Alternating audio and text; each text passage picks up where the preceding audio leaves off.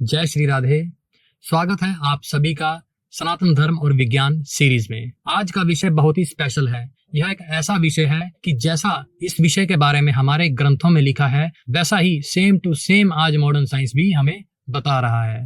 आज का हमारा टॉपिक है इवोल्यूशन ऑफ फीटस इन वॉर्म, मतलब गर्भ में शिशु में क्या क्या बदलाव आते हैं। टॉपिक शुरू करने से पहले मैं आप सभी श्रोताओं से एक प्रश्न पूछना चाहूंगा। मॉडर्न साइंस के पास तो आज मॉडर्न इक्विपमेंट्स हैं, अल्ट्रासाउंड है, एक्सरेज हैं, एमआरआई मशीन्स हैं, जिससे वह पता कर सकते हैं कि हमारे शरीर में क्या है। प्रेगनेंसी के टाइम पे स्त्री के शरीर में अंदर से क्या क्या बदलाव आते हैं, जो शिशु पेट के अभी अंदर है उसमें क्या क्या बदलाव आते हैं, ये हम मशीन्स के जरिए तो पता कर सकते हैं। परंतु हमारे ऋषि मुनियों के पास भगवान ने ऐसी कौन सी आंखें दे रखी थी कि बिना किसी इक्विपमेंट के उन्होंने यही सारा सूक्ष्म ज्ञान हमारे शास्त्रों में हजारों साल पहले लिख दिया था। मुझे आप सभी के उत्तर नीचे कमेंट बॉक्स में पढ़ने में बहुत प्रसन्नता होगी। चलिए तो शुरू करते हैं आज का ये इंटरेस्टिंग टॉपिक।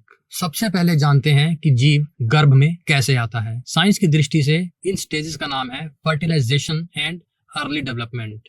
जब मेल स्पर्म फीमेल एग से मिलता है तब एक जाइगोट बनता है। यह जाइगोट एक सिंगल सेल होता है जिसमें माता और पिता दोनों के डीएनए होते हैं। फिर यह जाइगोट बार बार टूटता है और एम्ब्रियो बनता है, और फिर ये एम्ब्रियो माता के गर्भ में दीवार से चिपक जाता है और यहीं से माँ और बच्चे का सबसे पहला कनेक्शन शुरू होता है।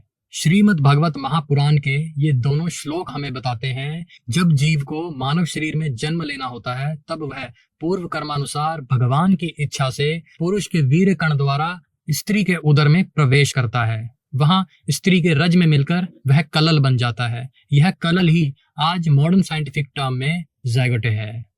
5 रात्रि में यह बुलबुले जैसा हो जाता है, फिर 10 दिनों में यह बेर के समान थोड़ा कठोर हो जाता है, और फिर उसके बाद मांसपेशियों के अंडे जैसा बनकर यह माता के उदर में स्थापित हो जाता है। अब आप ही मुझे बताइए कि बिना किसी माइक्रोस्कोप, बिना किसी एक्सरेज या फिर एमआरआई मशीन्स के या अल्ट्रासाउंड मशीन के कैसे हमारे ऋषि मुनियों ने इतना गहरा विज्ञान जान लिया। यह तक जान लिया कि कौन से दिन ये बुलबुला मांसपेशी बनता है या बेर के समान कठिन हो जाता है, जबकि इन सभी चीजों को आज मॉडर्न साइंस सिद्ध भी करता है विद प्रॉपर डायग्राम्स।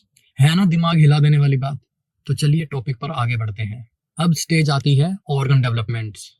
तीसरे हफ्ते में पहली बार हृदय के सेल धड़कने लगते हैं। शास्त्रों में भी इसका वर्णन आता है। हृदयम श्रोत्र संवेदनम।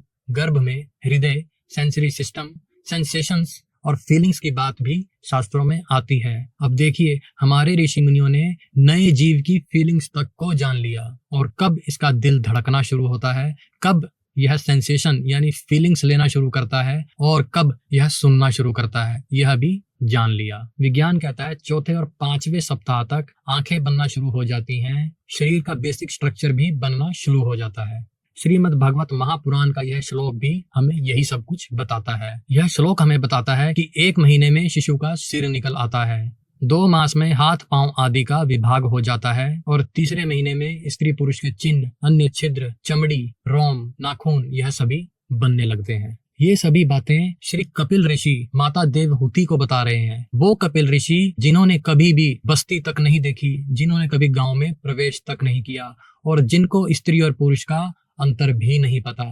ऐसे महान ऋषि हमें इन सब चीजों के बारे में अवगत करवा रहे हैं, वो भी आज से हजारों साल पहले। ऐसे संत जो हमेशा से जंगलों में ही रहे, वो ऐसे ऐसे सूत्र दे गए जो आज मॉडर्न साइंटिफिक रिसर्चेस का बेस बने हुए हैं। यह मानता है हमारे पूर्वजों की और हमारे धर्म शास्त्रों की। भारत में हजारों साल पुराने ऐसे कई मंदिर हैं जिनमें पत्थरों पर किस महीने में शिशु की पोजीशन कैसी होती है यह साफ साफ दिखाया गया है। यदि आज मॉडर्न इक्विपमेंट्स जैसे एक्सरेज या अल्ट्रासाउंड मशीन्स ना हो तो क्या हम शिशु की पोजीशंस या शेप्स जान सकते हैं? मेरा प्रश्न है उन सभी बुद्धिजीवियों से जो हम सनातनियों को अनपढ़ और प्रिमिटिव कहकर मजाक बनाया करते हैं हमारे कल्चरल हेरिटेज का। या शायद हम सनातनियों का इस लेवल तक मॉडर्न होना ही इन मॉडर्न सिविलाइजेशंस की आंखों में खटकता रहा, जिसके फलस्वरूप ये हमारा मजाक भी बनाते रहे और हमारी कुछ नालंदा यूनिवर्सिटीज जैसी महान शिक्षा संस्थानों को जला भी डाला। जबकि हमारे पूर्वजों ने यह ज्ञान केवल अपने तक ही सीमित नहीं रखा, बल्कि संपूर्ण मानव जाति को यह ज्ञान बांटा। और वहीं हम सनातनी भी इन ग्रंथों को पढ़ने तो दूर अपने घर में रखते तक नहीं है। सनातनियों के पतन का कारण स्वयं सनातनी ही है। हमारे दिमाग में वेस्टर्न ट्रेंड्स इस प्रकार घुस चुके हैं कि हमें वहां की बातें तो सभी सही लगती हैं, परंतु अपने धर्म शास्त्रों में लिखी बातें और अपने संतों के श्रीमुख से सुनी हुई कथाएं हमें झूठ लगती हैं।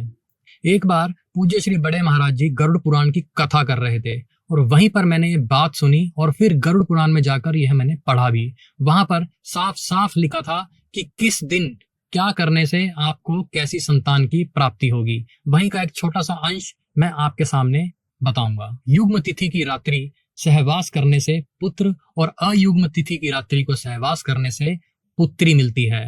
यहाँ पर आप युग्म तिथि से समझ सकते हैं, मतलब जिस दिन स्त्री ने मासिक धर्म में प्रवेश किया वह रात्रि अयुग्म रात्रि है और उससे अगले दिन की रात्रि युग्म रात्रि है। पहले दिन की रात्रि अयुग्म रात्रि और दूसरे दिन की रात्रि युग्म रात्रि।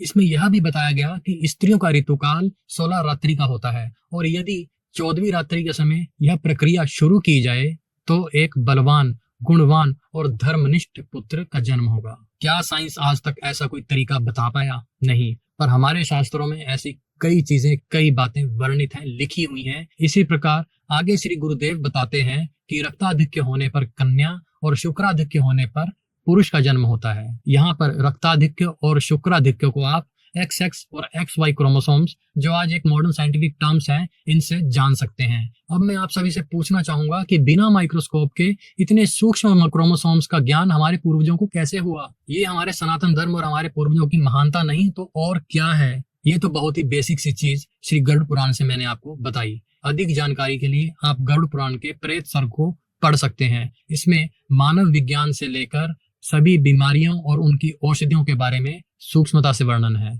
यह सभी बातें पूज्य श्री गुरुदेव ने मुझे समझाई, पढ़ाई और इन्हें पढ़ने के बाद मुझे यही लगा कि हमारे पूर्वज आज के मॉडर्न साइंस से भी कितना आगे थे और यह बातें हम सभी को अवश्य पता होनी चाहिए।